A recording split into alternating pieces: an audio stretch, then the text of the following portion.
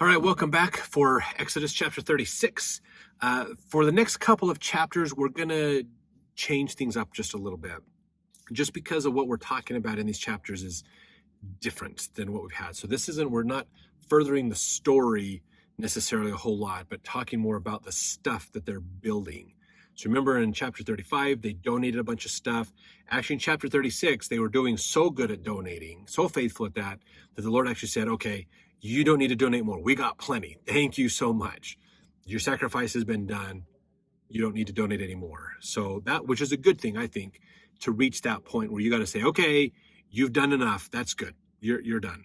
That's a lot better than going, is that it? Is that all you're going to do? You know? So that's what's happening here. They brought everything together. They started building the tabernacle, started assembling it. And from what it sounds like, there's a good chance that people are quite excited about what's going on and how this is working out. So a lot of good stuff that they talk about. This chapter here, I'm not going to go and read through, the whole chapter 36. Again, because it gets into a lot of technical stuff around the construction of the tabernacle. And we've kind of gone over some of those instructions when Moses was given those several chapters ago. So I thought it would be best not to just read these. Now, you're free to read this chapter and to go look at it and to look at those dimensions and things as well. But the point that's important to realize is that the people they made their sacrifice, and now they're building the tabernacle, which, if you remember, is the outer wall for the tabernacle congregation. And then there's the inner building that's the holy place. And then inside there is the most holy place. So there's the three levels, basically.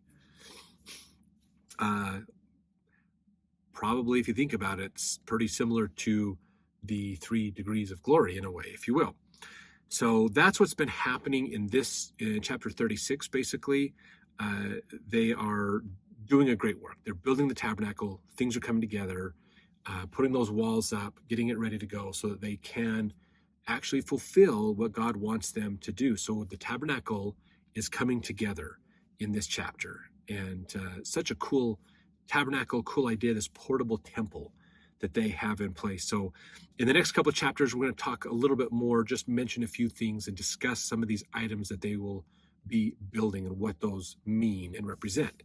So remember, the tabernacle of the congregation is the main outer wall. Okay, everything inside of it is the main part of the temple. It is the common gathering place for the people. That's what they're building in this chapter. So all the people, when they come in for church, will come into there, and then inside there they'll see the holy place, which is the smaller building inside the tabernacle of the congregation. And they'll see the laver, which is the washing area, what we'd call kind of like a baptismal font or big tub. There's the altar to do the sacrifices on that's there. There's other things that are going to be out there as well. So this is where the average person could come in to go to church, to be involved in understanding the things that the Lord wants to teach them. Now, the tabernacle on the inside, the holy place, only the priests were allowed to go in there.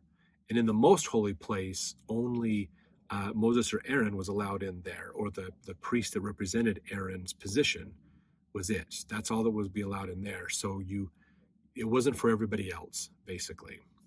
So that's the outer parts of the tabernacle that's being built and putting together, and the inner tabernacle is coming together as well. And so let's talk about the Ark of the Covenant and some of these other items of furniture in the next chapters.